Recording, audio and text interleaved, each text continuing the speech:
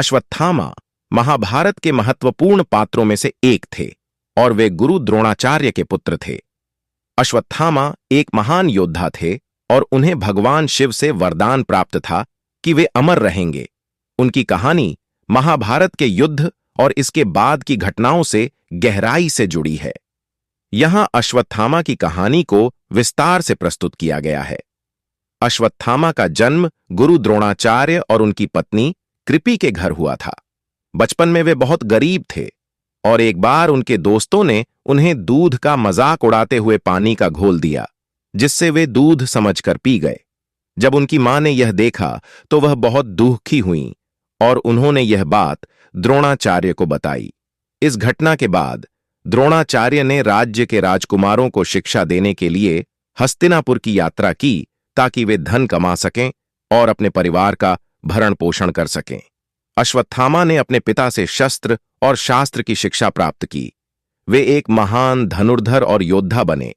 उन्हें भगवान शिव का वरदान प्राप्त था, जिसके कारण उन्हें अमृता प्राप्त थी और उनके माथे पर मणि लगी थी, जिससे उन्हें अजेय शक्ति प्राप्त होती थी। महाभारत के युद्ध के समय अश्वत्थामा कौरवों की ओर से लड़ रहे थे। वे अपने पिता गुरु द्रोणाचार्य के साथ युद्ध में शामिल हुए। गुरु द्रोणाचार्य कौरवों के सेनापति थे और अश्वत्थामा उनके प्रिय पुत्र थे।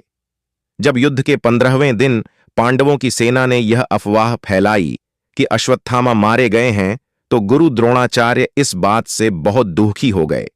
युधिष्ठिर, जो सत्य के लिए प्रसिद्ध थे, ने भी अश्वत्थामा मारा गया कहा, लेकिन उन्होंने चुपके से हाथी शब्द का उच्चारण किया, क्योंकि एक हाथी जिसका नाम अश्वत्थामा था वास्तव में मारा गया था। द्रोणाचार्य ने इसे सच माना और उन्होंने अपने हथियार त्याग दिए। इसी मौके का फायदा उठाकर धृष्टद्युम्न ने उन्हें मार डाला। अपने पिता की मृत्यु से अश्वत्थामा बेहद क्रोधित हो गए। उन्होंने प्रतिशोध की ठान ली और दुर्योधन के आदेश पर पांडवों के शिविर पर रात के समय हमला कर दिया। अश्वत्थामा ने अपने क्रोध में 5 पांडवों के 5 पुत्रों को मार डाला, जिन्हें उन्होंने पांडव समझकर मारा था।